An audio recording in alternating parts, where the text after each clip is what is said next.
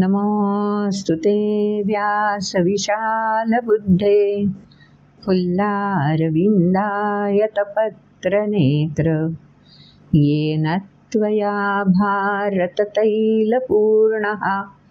प्रज्वालितो ज्ञानमयः प्रदीपः। नारायणं नमस्कृत्य नरं चैव नरोत्तमं देवीं सरस्वतीं व्यासं ततो जयमुदीरयेत्। ॐ श्री परमात्मने नमः।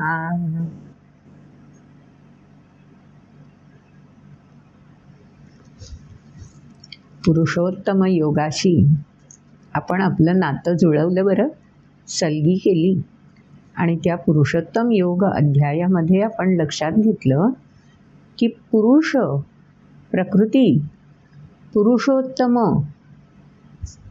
आणि आत्मा, जीव, प्राण, बाप रे, या सगळ्यांचा परस्पर अन्योन्य संबंध काय आहे, कोणाची सीमा कुठपर्यंत आहे, हे सगळं या 15व्या अध्यायाने आपल्याला उलगडून दाखवलं. अगदी सूर्य, चंद्र, अग्नी त्यांच्या बाबतीत सुद्धा त्यांच्या सीमारेषा आपल्याला समजून गेल्या आणि त्यांचं कार्य अशा सर्वसमावेशक प्रकारे का होऊ शकतं त्याचाही उलगडा आपल्याला 15व्या अध्यायात होऊन गेला. असा हा 15वा अध्याय उत्तमाशी योग जोडणारा. उत्तम, उद्वाहक शब्द आपण वापरतो ना लिफ्टला मराठीमध्ये. उच्च स्थानी घेऊन जाणारं जे काही आहे त्याला असा आपण शब्द वापरतो. वाहक म्हणजे वहन करणारा. तसं उत्तम, तम म्हणजे अज्ञान. तमसोमा ज्योतिर्गमय, अज्ञानाकडून ज्ञानाच्या दिशेने प्रवास.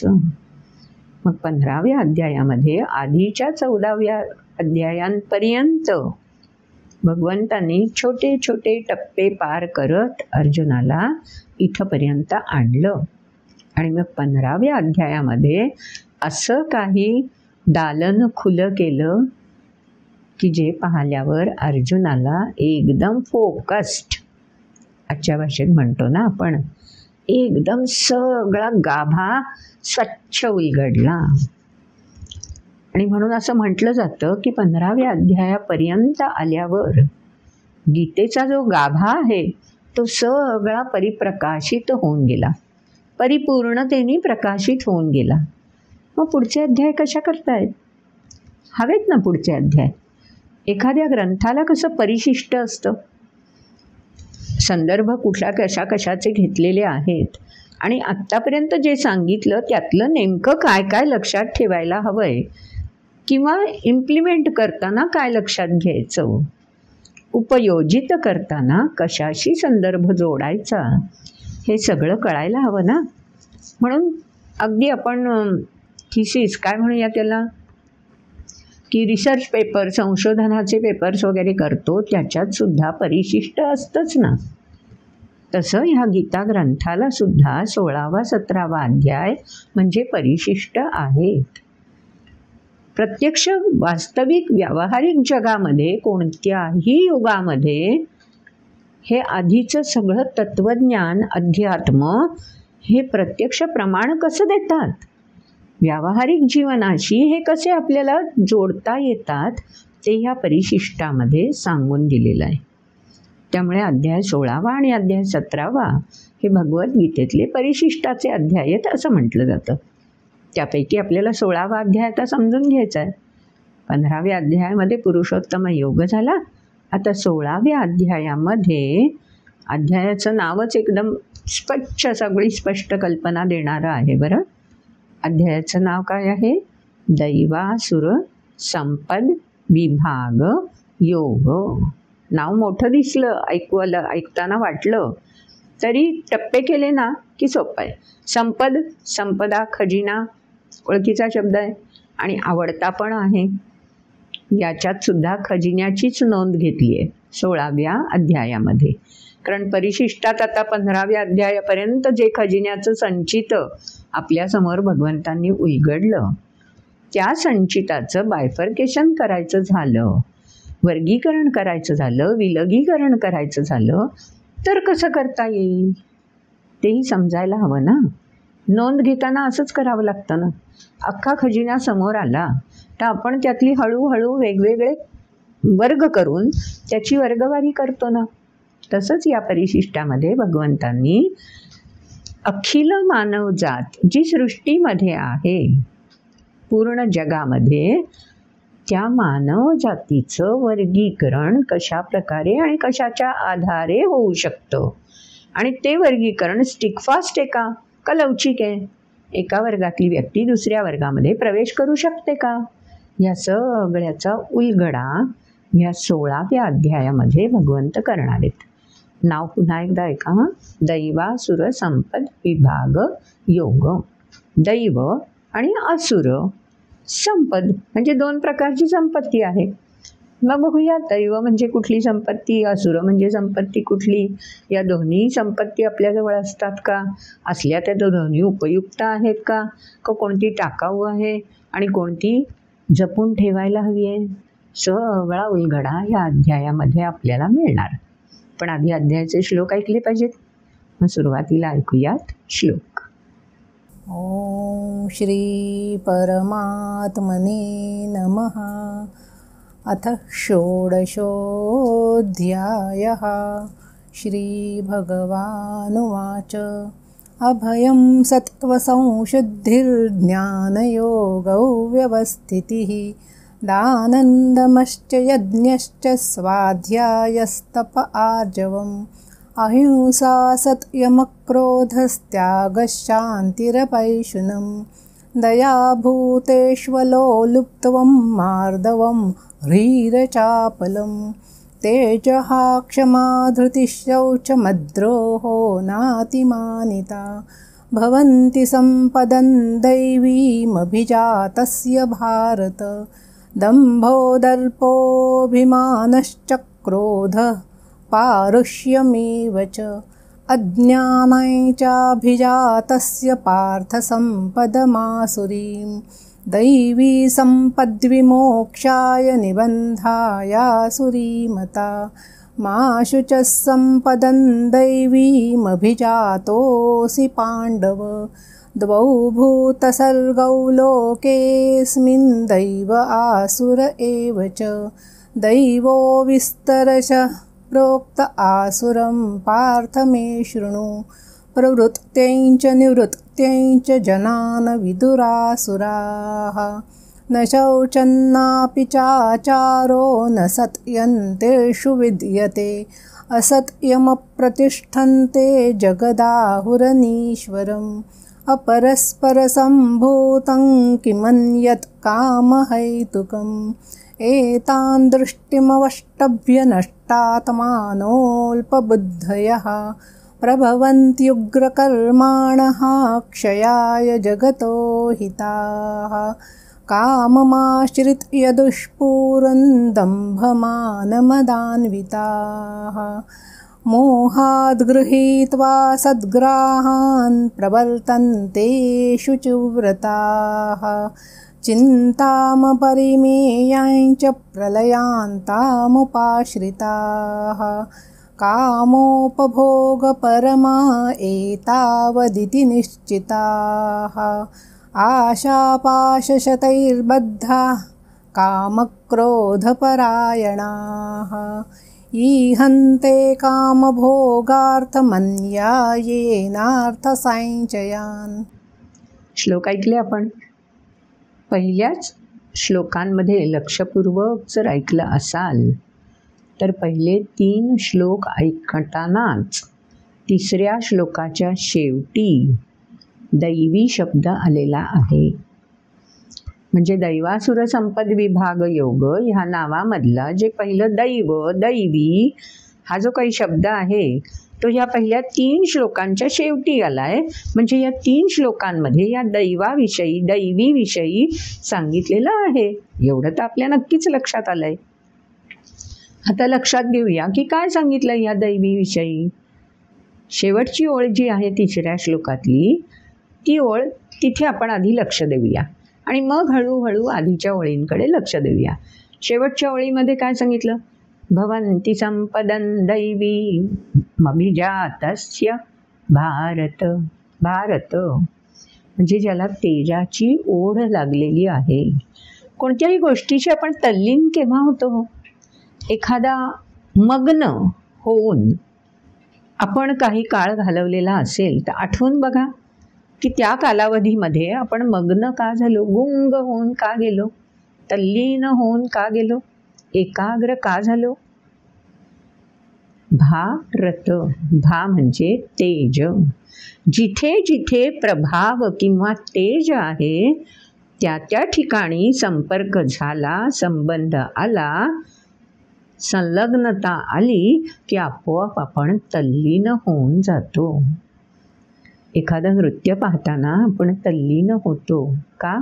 त्या नृत्यकाराचं कौशल्य, भा, त्यातला प्रभाव, त्यातलं तेज आपल्याला तल्लीनतेशी जोडून टाकतं. एखाद्या चित्रकाराचं चित्र काढण्यातलं कौशल्य, एखाद्या शिल्पकाराचं मूर्ती घडवण्यातलं कौशल्य, हा ज्याचा त्याचा प्रभाव असतो आणि त्या प्रभावाला तेज असं म्हटलं जातं. आपल्या ज्या देवतांच्या मूर्ती असतात त्या देवतांच्या मूर्तीमागे निरीक्षण केलं, प्रभावळ असते ना. प्रभा म्हणजे तेज. त्याचाच एक समानार्थी शब्द आहे भा. एकच अक्षर आहे पण हा शब्द आहे प्रभाव दर्शवणारा. आणि तो प्रभाव आपल्याला भिडला की राहतं, आपोआप आपण त्या ठिकाणी चिकटून जातो, आसक्त होऊन जातो, तल्लीन मग्न गुंग होऊन जातो. मग आता हा भारत शब्द अर्जुनाला उद्देशून भगवंतांनी वापरला आहे की अर्जुनाला अशी तेजाची आकांक्षा आहे, ओढ आहे. आणि जिथे जिथे असं तेजस्वी प्रभावी जे जे अर्जुनाला गवसतंय त्या त्या ठिकाणी नकळत अर्जुन खेचला जातोय, तल्लीन होऊन जातोय, एकाग्र चित्त होऊन जातोय. आणि म्हणून 15 अध्याय होईपर्यंत भगवंत जे जे सांगतायत त्यामध्ये अर्जुन पूर्णतया लीन होऊन गेलेला आहे. आणि जेव्हा असं आपण तल्लीन होऊन जातो ना, आपल्याला पण तो अनुभव येतो की त्यावेळी जे काही आपण ग्रहण करत असू ते सगळंच्या सगळं आपोआप आपल्या बुद्धीच्या पटलावर नोंद होतं, रजिस्टर केलं जातं. मग कितीही मध्ये कालावधी गेला तरी ते आपण रिकॉल करू शकतो, पुन्हा प्रत्ययाचा आनंद घेऊ शकतो, पुन्हा आपल्याला ते सहजपणे आठवणीत आणता येतं. त्यालाच नॉस्टॅल्जिया वगैरे म्हटलं जातं ना आजकाल. सहज किती आनंद देतो ना हा नॉस्टॅल्जिया, त्यालाच म्हणतात रत. भारत असा हा अर्जुनाला उद्देशून वापरलेला शब्द आहे. आणि हे त्याचं विश्लेषण आहे की का भगवंतांनी अर्जुनाला भारत म्हटलंय. अनेक ठिकाणी म्हटलंय, शोधून काढाल गीतेमध्ये किती वेळा अर्जुनाला भारत म्हटलंय. बघा, जमताय का प्रयत्न करून? त्यासाठी आपोआप सगळे श्लोक पुन्हा वाचले जातील ना. करूया प्रयत्न. आणखी काय सांगितलंय त्याच्यात? भवन्ति संपदन दैवी. दैवी संपत्ती भवन्ति आहेच. केव्हापासून आहे? अभिजातस्य. अरे जन्मापासून हा दैवी संपत्ती, खजिना, संपद ती घेऊनच तू आलायस. तू नको काळजी करू. आता हा खजिना काय काय गुण प्रदर्शित करतो? कारण प्रभाव आहे म्हणजे गुणांचा प्रभाव असतो. मग कोणकोणत्या गुणांचा हा दैवी संपत्ती म्हणून खजिना आहे ते सगळे गुण आधीच्या ओळींमध्ये सांगून दिलेत. काही त्यातले आपल्याला सहज उलगडणारे आहेत. अभय म्हटलं तर आपल्याला समजून जातं अर्थ काय नेमका असेल. सत्व संशुद्धी समजून जातं, शब्द मोठा दिसला तरी नेमकं काय उलगडतं. आणि नाही तर अनेक पुस्तकं ह्याचे अर्थ सांगणारी शब्दशः आहेत की ती वाचली की उलगडा होईलच. त्याचा कशाला इथे ओहापोह करत बसायचं. पैशुनम शब्द मात्र आहे. हां, शांती ही अपैशुनम.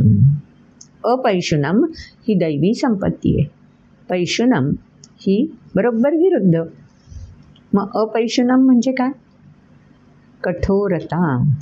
रिजिड ज्याला म्हणतो आपण, रिजिड असेल तर तटकन तुकडा पडतो, आणि लवचिकता असेल तर माडे पाडे जाती, लव्हाळे तेथे वाचती.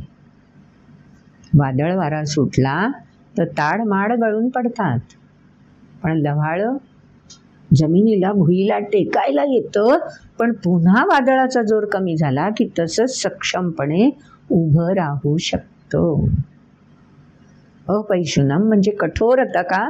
अशी कठोरता की ज्यामुळे तटकन तुकडा होणार. नको ना मग अशी कठोरता असेल तर पैशुनम. आणि याच्या उलट असेल लव्हाळ्यासारखं लवचिक, तर तो दैवी गुण झाला ना. माणसं तुटणार नाहीत हो. माणसंच काय, सृष्टीतल्या सगळ्या घटकांशी मग जोड राहील. ज्ञानेश्वरी अशीच आहे ना. कुठलीही ओवी घ्या हो, त्यातून ज्ञानदेवांचा स्नेह हा लवचिकपणा सहजपणे आपल्याला भेटत जातो. म्हणून अपैशुनम आपल्यामध्ये नकोच, आणि पैशुनम नको, अपैशुनम हवं. तो एक वेगळा गुण की जो सहज नेहमीच्या वापरातला शब्द नाही आहे. आणखीन ह्रीर चापलम. अचापलम आपल्याला कळतं. चापलम म्हणजे चंचलता, अस्थिरता, आणि अचापलम म्हणजे स्थैर्य, स्थिरता. ते कळलं. ह्रीर म्हणजे आता बघा समाजामध्ये वावरताना काही एक सामाजिक धर्म निभावायचा असतो. छोट्या बाळांना कळत नाही, पण त्यावेळेला ती छोटी आहेत, अजाण आहेत, म्हणून आपण त्यांनी सामाजिक धर्म नाही अंमलात आणला तरीही आपल्याला त्याचं विशेष वाटत नाही, उलट कौतुकच वाटतं की अजून समंजसपणा यायचा आहे. तेव्हा लोकलज्जा ज्याला म्हणतात ना, तो ह्रीर शब्दामुळे प्रकट होतो की समाजामध्ये वावरताना समाजधर्म म्हणून कशा प्रकारे आचरण असायला हवं, अनुशासन कसं हवं, स्वयंशिस्त काय हवी, हे सगळं ह्रीर या शब्दाद्वारे कळतं. लोकलज्जा. आजकाल कलियुगाचा महिमा आहे असं म्हटलं जातं, आणि ह्या ह्रीर या गोष्टीत काय आली लोकलज्जा? कुठे बिघडत आहे असं सर्व समाजासमोर वागलं म्हणून वगैरे वगैरे म्हटलं जातं. पण ते वागणं आपल्याला योग्य वाटत असलं तरी समोरच्याला त्यामुळे लज्जा उत्पन्न जर होत असेल तर तेही ह्रीर. त्यामुळे आपल्यालाच फक्त ते लज्जास्पद वाटलं पाहिजे असं नाही, तर तो सामाजिक धर्म आहे हे लक्षात घेऊन समोरच्याला सुद्धा अगदी चित्रात बघताना सुद्धा नाही वाटता कामा, नजर हटवावी, हे नाही बघू असं वाटता कामा नये. म्हणून लोकलज्जा स्वतःला पण आणि समोरच्याला पण. मग हे असे जे काही गुण आहेत जे त्याच्यातून उलगडणार नाही आहेत, बाकी सगळे सहज सहज आपल्या लक्षात येतीलच. किती गुण आहेत आकडा सांगून ठेवते, यादी कराल ना? करा आता. 26 गुण की जे दैवी गुण म्हणून नोंदले आहेत. लॉकर उघडला तर लॉकरमध्ये काय काय आहे त्याची लिस्ट करतात ना, बरीच जणं करून ठेवतात. एक लॉकरमध्येच करून ठेवतात आणि एक आपल्या घरी पण करून ठेवतात की लॉकरमधून काय काय काढलं, पुन्हा काय काय ठेवलं वगैरे वगैरे, कारण तो खजिना आहे ना. मग इथे तर मानव देहाला जे वरदान प्राप्त झालेलं आहे परमेश्वराकडून, त्यांनी दिलेला हा खजिना आहे हो. मग तो जतन करायलाच हवा ना, त्याची यादी करायलाच हवी ना. आणि नुसती यादी नाही, यादीप्रमाणे आचरणात ते प्रतिबिंबित सुद्धा व्हायला हवं, तरच खरा अर्थ ना. लॉकरमधली यादी आहे पण लॉकर उघडल्यानंतर आतमध्ये वस्तूच नसेल तर चालेल नाही ना. तसं वरदान खजिना म्हणून मिळालं आहे, पण तो खजिना आपल्याला प्रत्यक्ष प्रमाण देता आलं पाहिजे, म्हणजे विज्ञानातून ज्ञानाकडे प्रवास होऊ शकेल. तेव्हा आता दैवी संपत्ती कळली. आधीच्या अनेक अध्यायांमध्ये ह्या दैवी संपत्तीविषयी स्वतः भगवंतांनी उल्लेख केलेले आहे. 7व्या अध्यायात बघा सापडतंय का असा कुठे दैवी संपत्तीचा उल्लेख आहे का? 9व्या अध्यायामध्ये पण शोधा, असा दैवी संपत्तीचा उल्लेख आहे का? 2 अध्याय तर मी सांगितलेत. आता आणखी कुठल्या अध्यायात आहे का तुम्ही तुमचं शोधायचं आहे. आता इथपर्यंत आपण जर गीता समजून घेत आलो आहे तर थोडं काम आपल्याला पण करायला हवंच ना. तर असा दैवी संपत्तीचा उल्लेख याआधी कोणकोणत्या अध्यायांमध्ये, कोणत्या श्लोकांमध्ये येऊन गेला आहे, करूया ना आपण तो अभ्यास. कारण जेव्हा हा कार्यक्रम ऐकायला तुम्ही बसता त्यावेळेला पुस्तक, ते श्लोक समोर घेऊनच बसत असणार. आपल्याला अभ्यास म्हणून करायचा आहे ना. हे काही कपोलकल्पित कथा नाही आहे, ऐकून सोडून देण्याचा हा विषयच नाही आहे ना. मग ज्या आतुरतेने अर्जुनाने प्रश्न विचारलेत आणि जे आत्मतृप्त राहून भगवंतांनी अर्जुनाला ती तृप्ती संक्रमित व्हावी म्हणून उत्तरं दिलेली आहेत, तोच भाव आपल्या चित्तात जागवून आपल्याला हा कार्यक्रम ऐकायला हवा. मग आता पुढच्या श्लोकामध्ये एकाच श्लोकात भगवंतांनी दुसऱ्या प्रकारचा जो खजिना आहे ना त्याचं वर्णन करून टाकलं आहे. मग एका श्लोकापुरतं बघूया काय केलं आहे वर्णन, ते तर आधी समजून घेऊ, मग पुढे जाऊ. दंभो दर्पोऽभिमानश्च क्रोधः पारुष्यमेव च अज्ञानञ्चाभिजातस्य पार्थ संपदमासुरीम्. आता पार्थ म्हटलंय आसुरी संपदा आहे. असुर शब्द ऐकला कीच आपल्याला कळतं ना काय करावं लागतं. असुर म्हणजे बळजबरी करणारे, दुसऱ्यावर अत्याचार, हट्टाग्रही असणारे, माझं तेच खरं आणि तसंच घडायला हवं म्हणून अखंड प्रयत्नशील असणारे. असुर शब्द आला कीच हे आपल्याला उलगडतं ना, सगळं डोळ्यासमोर येतच ना. अनेक असुरांची यादी पाठच आहे हो आपल्याला, ते सगळीच्या सगळी नावं डोळ्यासमोर येतात. मग यांच्यामधले असलेल्या गुण कोणते, यांच्याकडे पण खजिना आहे. भगवंतांनी कुणावर अन्याय नाही केलेला. समोहम सर्वभूतेषु, हा पण खजिना मी दिलाय आणि हा पण खजिना मी दिलाय. दोन्ही लॉकरच्या चाव्या पण भगवंतांनी आपल्याकडे देऊन टाकल्या आहेत. एक चावी स्वतःकडे नाही ठेवली, बँकेतली तशी असते ना, एक चावी आपल्याकडे, एक चावी हो, तेही माणसं आपणही माणसं म्हणून ही खबरदारी. पण जेव्हा परमात्माच आपल्याला वरदान स्वरूप देतो त्यावेळेला परमात्मा म्हणतो घे, सगळं भरभरून तुलाच दिलंय, चावी पण तुझ्याचकडे घे. दोन्ही चाव्या देऊन ठेवल्या. आता तू निर्णय करायचा आहेस की कोणत्या खजिन्याची चावी लावायची आणि तो खजिना आपण वापरायला सुरुवात करायची. निर्णय तुझा आहे. असं वरदान देणारा तो भगवान. बाकी तुम्ही आम्ही मानव देत असतो आपण दान, पण कसं भगवंतासारखं नाही. हा फरक आहे. पुढच्या अध्यायामध्ये तिकडे वळणारच होता आपण. मग आता दंभ, दर्प, अभिमान, क्रोध, पारुष्य म्हणजे कठोर वचन, कठोर बोलणं एखाद्याचा स्वभावच असतो ना. अनेक माणसं आपल्याला डोळ्यासमोर आली पण असतील, आपणही कदाचित त्यातलेच असू कठोर बोलणारे. पारुष्यम आणि अज्ञान आहे. ही सगळी संपत्ती कशाची आहे, आसुरी. मग आता दोन क्लिअर कट आपल्याला लॉकर्स मिळाली आहेत, एक दैवी संपत्तीचा, एक आसुरी संपत्तीच्या. दोन्हीच्या चाव्या पण भगवंत म्हणतात तुमच्याचकडे देऊन टाकल्यात. आणि त्याच्यात अर्जुनाला सांगून टाकलं की तू बाबा ताण घेऊ नकोस, तू दैवी संपत्तीच घेऊन आलायस, म्हणजे तीच चावी तू जपून या जन्मामध्ये घेऊन आला आहेस. त्यामुळे दुसऱ्या चावीकडे कदाचित तुझं लक्षच जाणार नाही, असं अर्जुनाला भगवंतांनी छान सेफगार्ड करून टाकलं, सुरक्षित. मग पुढच्या श्लोकात काय सांगून दिलं की हे दोन्ही आहेत ना, खबरदारी पण सांगून दिली. दोन्ही चाव्या मी प्रत्येकाला दिल्या आहेत. अर्जुनाला जरी दैवी संपत्ती घेऊन आलायस म्हटलं तरी अर्जुनाकडे सुद्धा दोन्ही चाव्या आहेत. म्हणून भगवंत ते पण खबरदारी सांगून देत आहेत की ह्या दोन्ही चाव्यांच्या बाबतीत काय वैशिष्ट्य आहे लक्षात घ्या. तुम्ही आम्ही पण लक्षात घेऊया. दैवी संपद्विमोक्षाय निबंधाय सुरीमता मा शुच संपदन दैवी मभिजातोसी पांडव. आधी असं म्हणून टाकलं, दैवी संपद्विमोक्षाय. ती चावी लावून तू खजिना उघडलास ना कोणता दैवीचा, तर ती विमोक्षाय, तुला आश्वस्त करील, निर्धास्त करील, स्वस्थता प्रदान करील. आणि निबंधाया सुरीमता, आसुरी संपत्तीची चावी लावलीस तर असं काही मोह, लोभ, कामना, आ हा हा हा हा भूल भुलैयातच अडकून जाशील.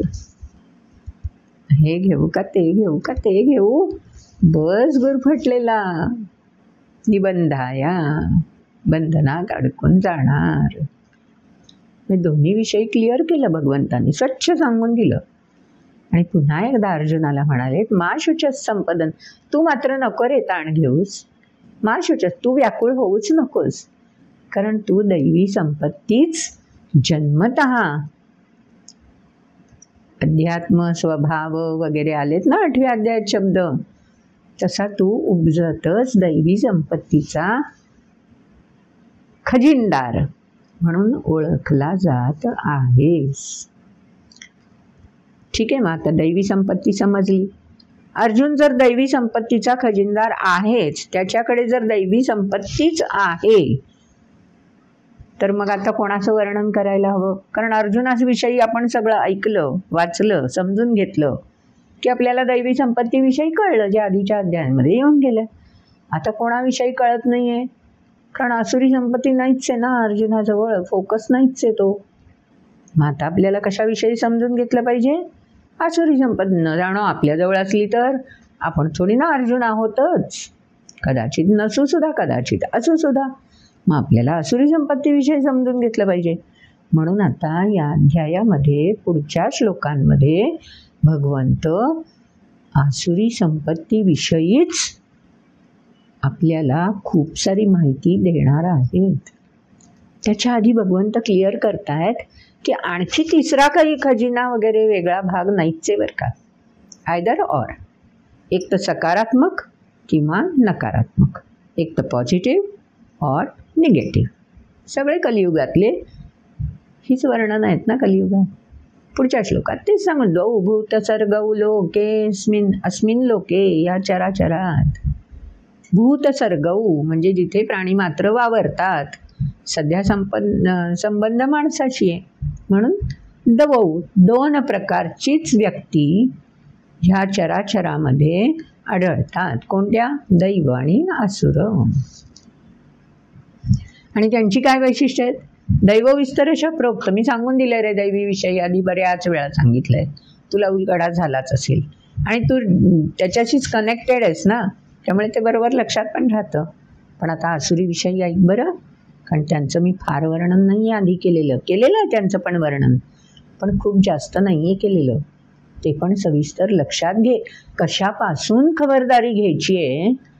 तो रस्त्याने जाताना चौकोनी बॉक्स लावलेला असतो बघा, आणि आतमध्ये काय आहे उत्सुकता. बॉक्स दिसला की आपल्याला उत्सुकता असतेच ना, पेटी उघडून बघावी, म्हणून त्या पेटीवर चित्र काढलेलं असतं, असं एक मुंडकं, आणि त्याला दोन काय म्हणूया बोन्स, हाडं आणि क्रॉस. ते पाहिल्यावरच आपल्या लक्षात येतो, ओ इथे डेंजर आहे, धोका, असं पण लिहिलेलं असतं. ज्यांना वाचता येत नाही त्यांच्यासाठी ते चित्र असतं. तसं आता धोका कशाचा आहे? ज्यांच्याकडे दैवी संपत्ती असूनही त्यांना ती चावी लावावीशी वाटत नाही, किंवा चुकून आधी आसुरी संपत्तीच्या खजिन्याला चावी लावून टाकली आणि खजिना उघडला की आहा भूलभुलैयात रमूनच गेले. मग तो कोणता भूलभुलैया आहे हे समजलं तर आपण चावी लावून खजिना लॉकर उघडण्यापूर्वी काळजी घेऊ ना. म्हणून ते वर्णन भगवंतांनी करून ठेवलंय की कशापासून खबरदारी घ्यायची आहे, कशापासून दूर राहायचं आहे, ते सगळं वर्णन आलंय. पुढच्या श्लोकापासून सुरू. प्रवृत्तींच निवृत्तींच जनान विदुरासुरा न शौचन्नापि चाचारो न सत्यन्तेषु विद्यते. अगदी सोपे अर्थ आहेत, सहज उलगडणारे. कारण तुम्ही आम्ही या खजिन्याशी पण बऱ्याच वेळा जोडले जातो हो, इच्छा असो नाही तर नसो. प्रवृत्ती आणि निवृत्ती, कशाविषयी प्रवृत्ती, कशापासून निवृत्ती. समजतं हो, कळतं, पण वळत नाही. दुर्योधन स्वतः सांगून, जानामि धर्मन न मे प्रवृत्ती, जानामि अधर्मन न मे निवृत्ती. सगळं कळतंय मला, अधर्म म्हणजे काय, जे नकोय आचरायला ते काय, तर उलगडा होतोय, पण माझं प्रवृत्तीच होत नाहीये. आणि ज्याच्यापासून निवृत्ती घ्यायला हवी तेच करावं असं वाटतंय. जे दृश्य बघू नये म्हणून सांगतात मोठी लोक, की बरोबर आपल्याला इच्छा काय होते तेच दृश्य बघावं. नकळत हा मानवी स्वभाव आहे ना. परीक्षा कशी होणार मग त्याशिवाय? दोन्ही चाव्या देऊन ठेवल्या आहेत, कोणती चावी तुला खजिन्याला लावावीशी वाटतेय त्याची परीक्षा तर होणारच ना. म्हणून पुढच्या श्लोकामध्ये सांगून दिलंय, असत्यम अप्रतिष्ठन्ते जगदाहुरनीश्वरम. आता अशा व्यक्ती ज्यांच्याकडून हा खजिना उघडला गेला आसुरी संपत्तीचा, त्यांचे समज गैरसमज काय काय असतात, स्वतःविषयीची धारणा काय असते ते सगळं, आणि समाजाविषयीची, सृष्टीविषयीची, जगताविषयीची काय धारणा असते ते सगळं आता पुढच्या श्लोकांमध्ये भगवंतांनी सांगून दिलंय. सुरुवातीची जगाविषयीचीच धारणा सांगून दिलंय. काय सांगून दिली? असत्यम अप्रतिष्ठम जगत आहुः अनीश्वरम. इथे कोणी ईश्वर केंद्रित वगैरे असं काही नाहीच आहे. इथे कोणी स्वामी वगैरे काही नाही आहे. अप्रतिष्ठम, इथे काही स्थिरता वगैरे काही नाही आहे. असत्यम, वास्तव सत्य काही नाही आहे. मग कशा करता आहे हे जग? सांगून दिलं पुढच्या वेळीत. किम अन्यत काम हेतुकम. आपल्या कामना, वासना, अपेक्षा, आकांक्षा पूर्ण करण्यासाठीच तर हे जगत निर्माण झालंय. अन्य हेतूच कोणता आहे? अशी दृढ धारणा ज्यांना आसुरी संपत्तीची चावी लावावीशी वाटते आणि लावली जाते, त्या व्यक्तींकडून ही धारणा आचरणात प्रतिबिंबित होते. सावध राहायला हवं बरं. आपण नाही ना या विचारात गुरफटत आहोत. खबरदारी घ्यायला हवी. पुढे काय सांगितलं पुढच्या श्लोकात? एतान दृष्टिमवष्टभ्य नष्टात्मानो अल्पबुद्धया. अल्पबुद्धया हो, सीमित. मला एवढं मिळालं की बस, हेच हवंय, असंच हवंय, आणि असं असं असं पुन्हा मिळत राहायला हवंय. आणखी दुसऱ्या वेळी प्रभवंती उग्र कर्माणः. अशी कर्म त्यांच्याकडून घडतात. सध्या आजूबाजूला सगळीकडे आपण ही विषवल्ली प्रचंड प्रमाणात प्रभाव फोफावताना बघतोच. योग्य आहे, अनाठाई आहे, अयोग्य आहे, रीर नाही, काही नाही. वेगळी उदाहरणं सांगायची गरज आहे का? जगभरात ही उदाहरणं सध्या सर्वांना भिडत आहेत. नुसती पाहायला नाही मिळत आहेत. थेट येऊन त्या संवेदना, त्या वेव्ज येऊन भिडतायत आणि जगभरात. म्हणून ते सांगून दिलंय, प्रभवंती अशा कर्म करायला प्रवृत्त होतात. कशी? उग्र कर्माणः, की ज्याचा दर्प असेल. जी कर्म इतरांसाठी, समाजासाठी विघातक असतील. क्षयाय जगतः अहिताः, जगतासाठी गतिमान राहण्यासाठी अहितकारक, क्षयाय हानी पोहोचवणारी अशीच कर्म करण्यासाठी आसुरी संपत्तीची एकदा खजिन्याची चावी लावली आणि तो खजिना आपल्या समोर आला की बस, ह्या अशा प्रकारचं वर्तन व्यक्तीकडून आपोआप घडायला लागतं. वेगळं काही करावं लागत नाही. म्हणून तर खबरदारी घ्यायला हवी ना. म्हणून भगवंतांनी आवर्जून हे सांगितलंय. नाही तर अनेकांना वाटतं बरं का, की भगवद्गीतेमध्ये याचा काय संबंध आहे, हे कशाला सांगायला पाहिजे. पण कशापासून बचाव हवा हे पण कळायला हवंच ना. पाण्यामध्ये उतरताना जरी मला पोहता येत असलं तरी खोल पाण्यात जाताना आपल्याला खबरदारी म्हणून जॅकेट असावं ना. पाणबुडीमधून प्रवास करताना ऑक्सिजन खबरदारी म्हणून हवाच ना. तेव्हा कशापासून वाचायचं, कशापासून बचाव करायचा ते पण कळायला हवं. म्हणून हे सगळं भगवंतांनी स्वतःच अर्जुनापर्यंत पोहोचवलंय.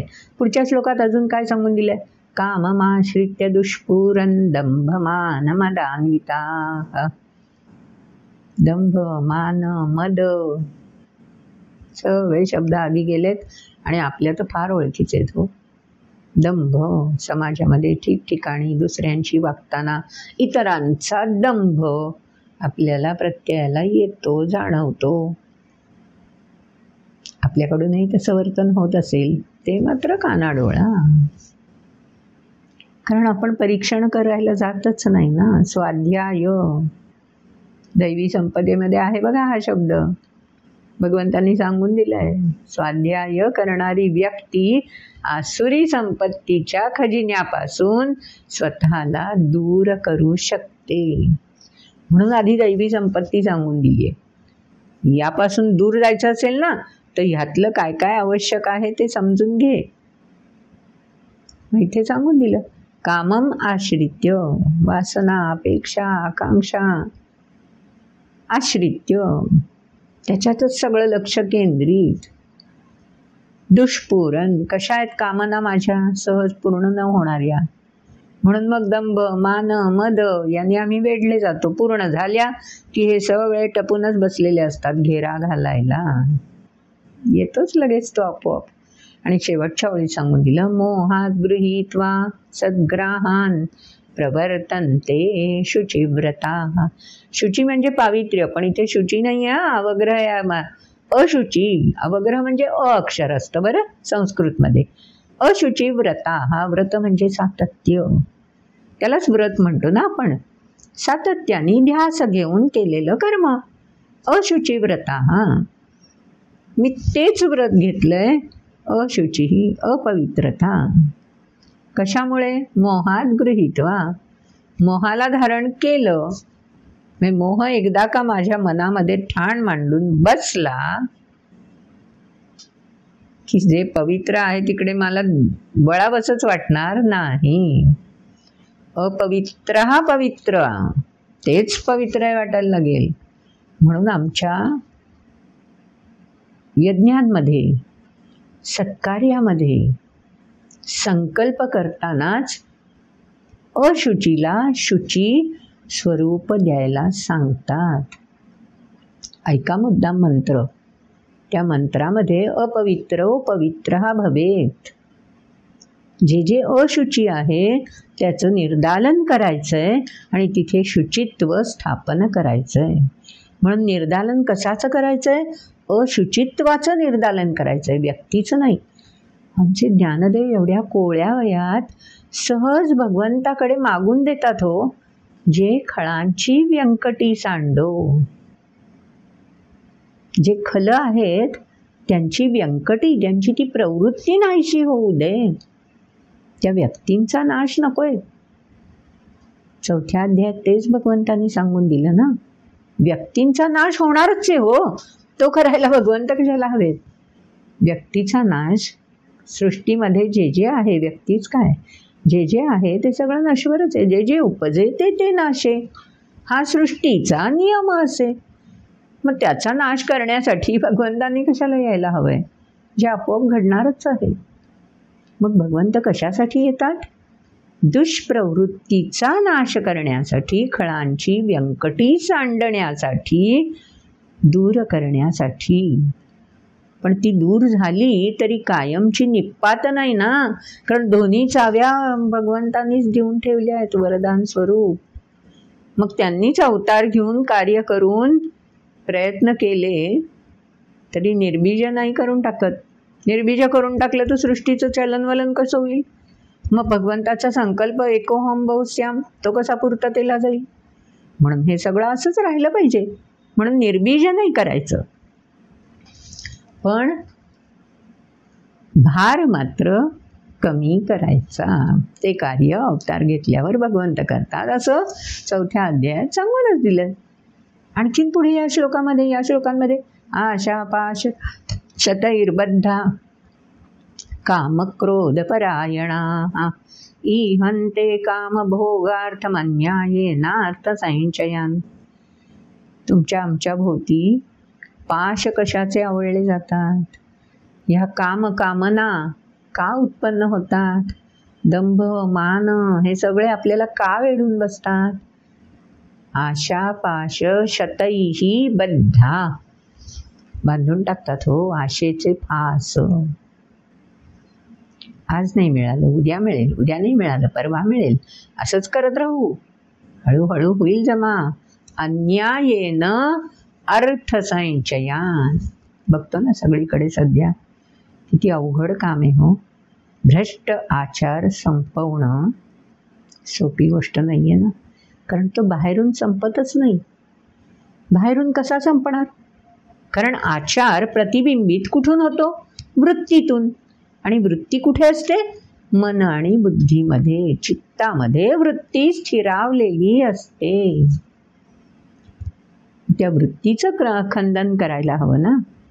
ती वृत्ती तिचं बीज ठेचून काढायला हवं. मग ते बाहेरून कसं कोण ठेचून काढू शकेल? ते काम तर स्वतःच करायला हवं. म्हणून मग भगवंतांनी स्वच्छ सांगून दिलं, इहन्ते कामभोगार्थ. कामभोगार्थम. वासना वाढत जातात आपल्या स्वतःच्याही आणि परिवारजनांच्याही. मग अन्यायेनं अर्थसंचयान सुरूच राहतं. आणखीन काय सांगून दिले? चिंताम परिमेयाच प्रलयांतामुपाश्रिताः कामोपभोग परमायतावदिति निश्चिताः. ते पण सांगून टाकलं. अपरिमेय चिंता. अहो मला काय हवंय, किती हवंय, का हवंय, का किती नाही हवंय बस. मग ते हवंय हवंय हवंय, मग चिंता संपणार कशा? अस्वस्थता संपणारच कशी? किती काळपर्यंत? परिमेय. थांबणारच नाहीये. अशी वृत्ती कोणत्या प्रकारची? आसुरी.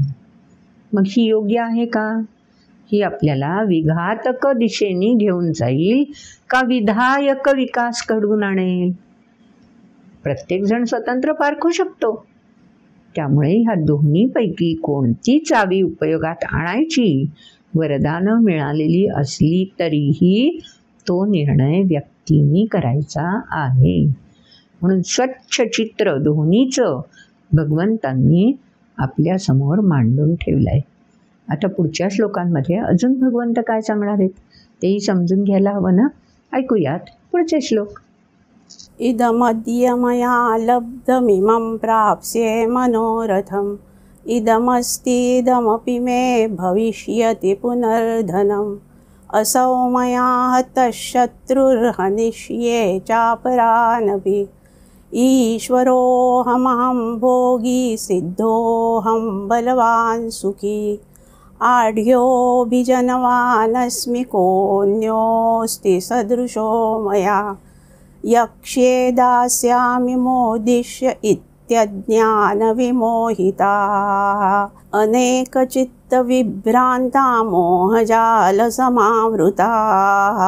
प्रसक्ता कामभोगेषु पतन्ति नरकेषु च आत्मसम्भाविता स्तब्धा धनमानमदान्विताः यजन्ते नाम यज्ञैस्ते दम्भेनाविधिपूर्वकम् अहङ्कारं वलन्दर्पं कामं क्रोधै च संश्रिताः मामात्मपरदेहेषु प्रद्विषन्तोऽभ्यसूयकाः तानहं द्विषतः क्रूरान् संसारेषु नराधमान् क्षिपाम्यजस्रमशुभानासुरीष्वेव योनिषु आसुरी योनिमापन्ना मूढा जन्मनि जन्मनि मामप्राप्यैव कौन्तेय ततो यान्त्यधमां त्रिविधं नरकस्येदन्द्वारन्नाशनमात्मनः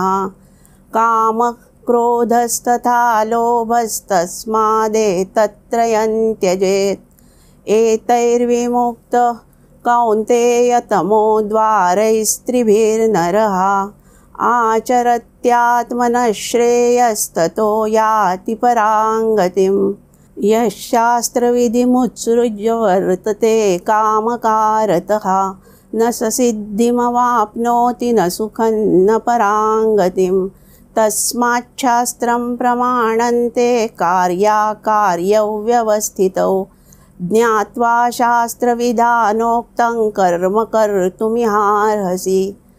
ॐ तत्सदिति श्रीमद्भगवद्गीतासु उपनिषत्सु ब्रह्मविद्यायां योगशास्त्रे श्रीकृष्णार्जुनसंवादे दैवासुरसम्पद्विभागयोगो नाम षोडशोऽध्यायः। श्लोक तर ऐकले आपण.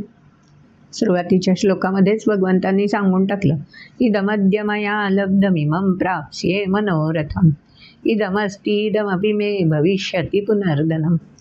काय काय मन रचतं, काय काय मन कुठे कुठे पोहोचतं,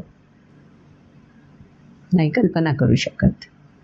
पण ज्याचं त्याला माहिती असतं आपण मनात काय काय मांडे खातोय, काय काय मनोरथ रचतोय, हे ज्याचं त्याला निश्चितपणे माहिती असतं. आणि म्हणून मग आसुरी वृत्ती जेव्हा बळावते त्यावेळी मला हे मिळालेलं आहे याची जाणीव असते, पण ते पुरेसं नाही. ही तळमळ वाढते आणि मग ती तळमळ अशा टोकाशी व्यक्तीला घेऊन जाते की हे मला तर मिळालेलं आहेच आहे, हे तर माझं झालंच आहे, पण जे दुसऱ्याचं आहे ना तेही मलाच हवं आहे, हे पुरेसं नाही आहे. आणि बस ओरबाडत राहा, लुटत राहा, संपतच नाही ही प्रवृत्ती. मग ही आसुरी वृत्तीच आहे ना जी समाजासाठी कुठेही हितकारक नाही. व्यक्तीची हानी तर होणारच आहे ह्याच्यात, पण व्यक्तीच्या लोभापायी, कामनेपायी जेव्हा समाजाला अशी अस्वस्थता प्राप्त करून दिली जाते तेव्हा ही आसुरी वृत्ती फलदायी कशी बरं? नकोच ना व्हायला. पुढच्या श्लोकामध्ये अजून या वृत्तीचं पैलू वेगवेगळे भगवंतांनी उलगडून दाखवलेत. असं उमया हतशत्रुर्हनिष्येच्या परानपि ईश्वरोऽहमहं भोगी सिद्धोऽहं बलवान सुखी. स्वतःविषयी मात्र या कल्पना कशा असतात? आढ्योभिजनवानस्मी, कुलवंत आहे मी, श्रेष्ठ कुलातला मी आहे. आणखीन काय कल्पना असतात? मीच ईश्वर आहे, मी स्वामी आहे, त्यामुळे मी जी दाखवीन ती पूर्व दिशा, मी जसं म्हणेन तसं घडायला हवं. आज सुद्धा समाजात असं आपण अनेक ठिकाणी बघतो, अनेक राज्यांमध्ये बघतो, अनेक कुटुंबांमध्ये बघतो, अनेक गावांमध्ये बघतो, अनेक प्रांतांमध्ये बघतो. हे झालं आपल्या भारतवर्षातलं. जगाच्या पाठीवर देशदेशांतरांमध्ये हे सगळं आपल्याला बघायला मिळतंच ना. ईश्वरः अहम भोगी, माझा अधिकार आहे, माझ्या देशातलं तर मी भोगणारच आहे, पण त्या शेजारच्या देशातलं तो मलाच पाहिजे. आला ना देश डोळ्यासमोर, कशाला नाव सांगायची गरज आहे हो. वास्तवाला आपण सगळे भिडलेलेच आहोत, येतच लगेच लक्षात. आणखी काय आहे पुढे? सिद्धाहम, माझ्याकडे बळ आहे, बलवान आणि सुखी. ते मला मिळालं ना की बस माझ्यासारखा बलाढ्य मीच. लक्षात आलं? जगाच्या पाठीवर असे कितीतरी आहेत, व्यक्ती असतील, देश असतील, साम्राज्य समजली जाणारी असतील, आसुरी वृत्ती जिथे बळावलेली आहे. पुढच्या श्लोकात अजून सांगून दिलं, अनेक चित्त विभ्रांता मोहजाल समावृता. व्यक्तिपुरतं नाही हो राहत. मग ते कसं पक्ष्यांसाठी दाणे टाकून ठेवतात, मोहात अडकवतात पक्ष्यांना. कबुतरांची गोष्ट माहिती आहे आपल्याला. आणि मग काय होतं, एका कुठल्या तरी कबुतराला तो मोह पडतो की ती दाणे छान आपल्याला खाद्य आहे आणि एवढं भरपूर आहे, चलो सब. ती सगळा कबुतरांचा थवाचा थवा त्या ठिकाणी येऊन दाणे टिपायला सुरुवात करतो. लक्षात कुठे येतं? मोह जाल समावृता.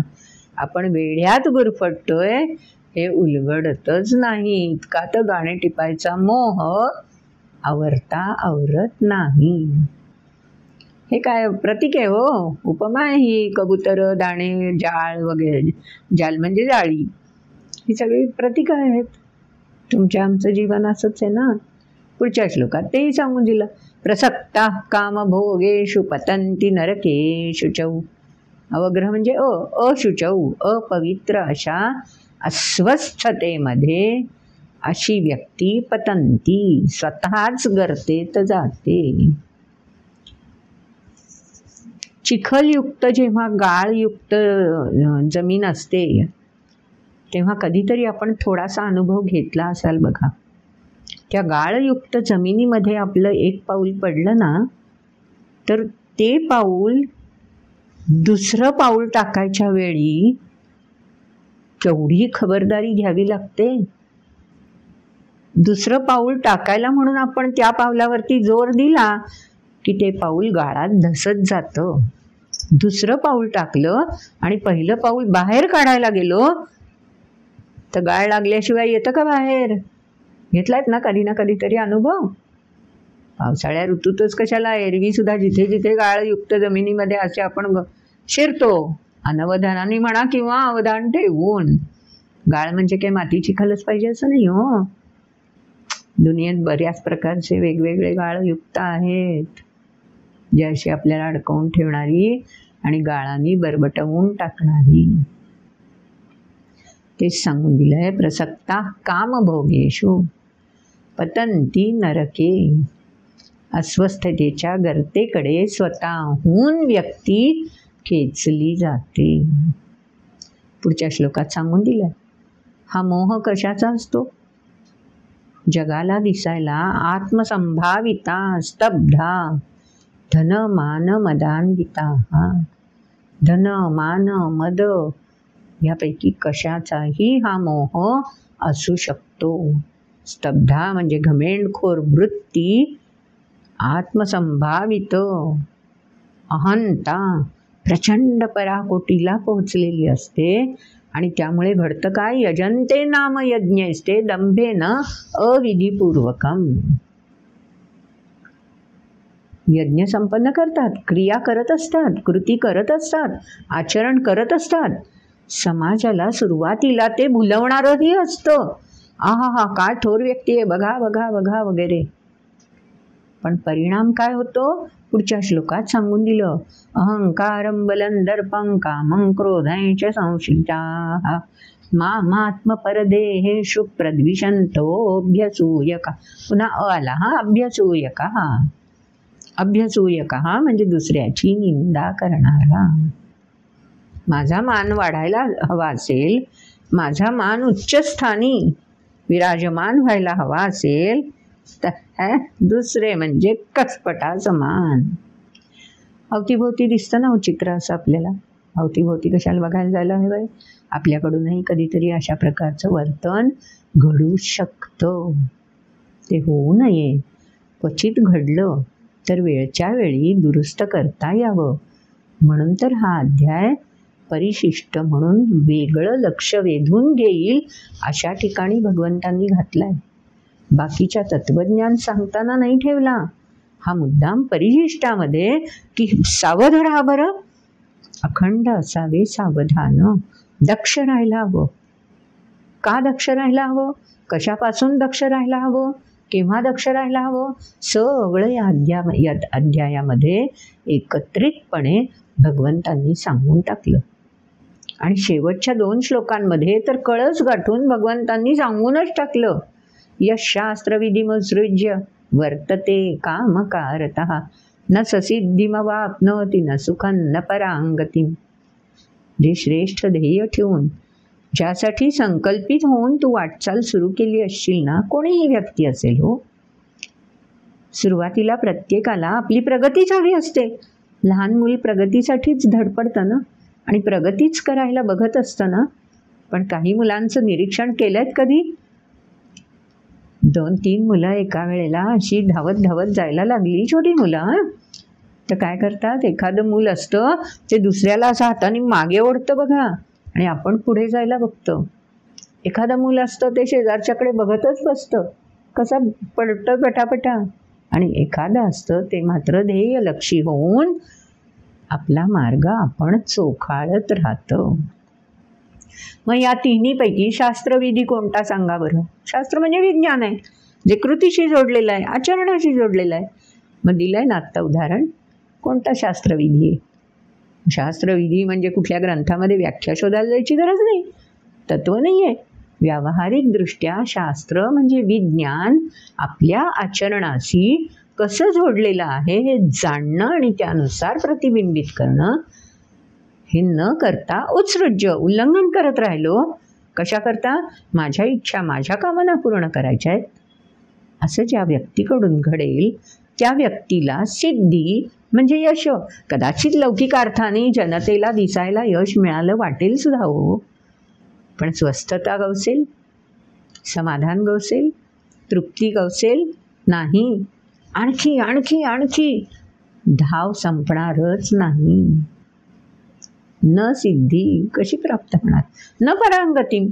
श्रेष्ठता चोखाळण्यासाठी जो मार्ग हवा तो मार्ग सापडणारच नाही. म्हणून काय करायला हवं? तस्मात् शास्त्रम प्रमाणन्ते कार्याकार्यौ व्यवस्थितौ. केव्हा हे शास्त्रविधी प्रत्यक्ष जाणले पाहिजेत आणि जाणीवेत नाही नुसते, कृतीत उतरले पाहिजेत. कार्याकार्यौ व्यवस्थितौ. काय कर्तव्य आहे दायित्व म्हणून निभावायचं आहे ते तत्परतेने व्यवस्थितौ तत्परतेने जाणून घेतलं पाहिजे. आणि काय अकार्य आहे, कशापासून मी दूर राहिलं पाहिजे हेही जाणता यायला हवं. ते जाणण्यासाठी शास्त्रविधी समजून घेतले पाहिजेत. म्हणून या परिशिष्टामध्ये भगवंतांनी आवर्जून हा सगळा खुलासा केलेला आहे. अदरवाईज असं विदारक चित्र मांडायची गरज काय आहे? शुभ्र कागदावर एकच काळा ठिपका दिला आणि मुलांसमोर कागद धरला आणि मुलांना विचारलं, हे मी धरला या कागदावर काय दिसतंय? सगळ्या मुलांचं एका सुरातलं उत्तर काय येईल? सगळा एवढा पांढरा शुभ्र कागद आहे. कोणीतरी म्हणेल का मला पांढरा शुभ्र कागद दिसतोय? सगळेजण काय म्हणतील? काळा डाग दिसतोय. त्याच्याकडेही लक्ष वेधणं जरूर आहे ना. तसं भगवंतांनी या परिशिष्टामध्ये जे टाळायला हवं, ज्याच्यापासून दूर राहायला हवं, त्याच्यावर आपलं लक्ष केंद्रित करायचा प्रयत्न केला आहे. मग समजा नाहीच, मला हा विघातकच मार्ग, मी नाही ते शास्त्रविधी वगैरे काहीही जाणत नाही, माझ्याकडून मला हवंय तसं आचरण घडत जात आहे, असं जर व्यक्तीकडून होत असेल, मग त्या व्यक्तीला न सिद्धी न परांगती समजलं. मग प्राप्त काय होतं? आधीच्या 2-3 श्लोकांमध्ये भगवंताने ते सांगून दिलं. तानहन विशत क्रूरान संसारेषु नराधमान. हा नराधम शब्द आधीच्या अध्यायात पण येऊन गेला आहे. शोधून काढा कोणत्या अध्याय ते. आणखीन काय पुढे म्हटलंय? तान अहम, मीच त्यांना अशा प्रकारे नेतो खेचून. मग त्यांना जर योग्य मार्गावर जायचंच नाहीये, शास्त्रविधी समजूनच घ्यायचे नाहीयेत, जाणायचेच नाहीयेत, हट्टाग्रह दुराग्रह असेल तर मग मी त्यांना त्या प्रकारचं फळ देतो. ठीक आहे ना, या प्रवाहामध्ये येऊ इच्छिता का? त्या प्रवाहामध्ये जे असेल ते स्वीकार. क्षिपाम यजस्रम शुभाना सुरीश्वेव योनिषु. आता सृष्टीशी भगवंतांनी आपल्याला जोडून इतका वेळ मानवी वर्णन केलं. आता योनिषु जन्म.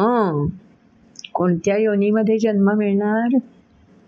की ज्यांना स्वतः निर्णय घेऊन अपलिफ्टमेंट, आपली प्रगती करावी हे उलगडतच नाही. जडत्वाशीच जे जोडलेले आहेत, ज्यांना आहेत हेच, शेणातला किडा शेणच माझं विश्व आहे असं समजतो ना, आणि तिथेच जीवन जगत राहतो ना, त्यातून वर उठावं अशी ना इच्छा ना विश्व जाणून घेण्याची तळमळ.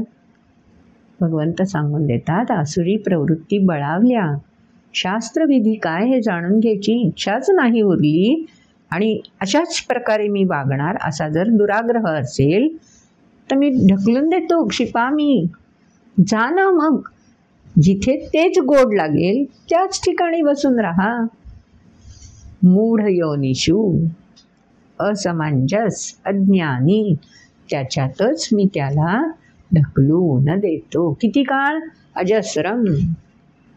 जोवर तुला आतून इन्स्टिंक्ट ज्याला म्हणतो, आतून वृत्ती नाही तुझी तयार होत प्रगतीच्या दिशेने जाण्याची, तोपर्यंत रेंगत राहा इथेच. काय हरकत आहे? आणखीन पुढे काय सांगून दिलं? मग अशा ठिकाणी जर आपली स्थिती झाली, आपण तिथे पोहोचलो, तर आपल्या वाट्याला काय येईल? पुढच्या श्लोकात सांगून दिलं.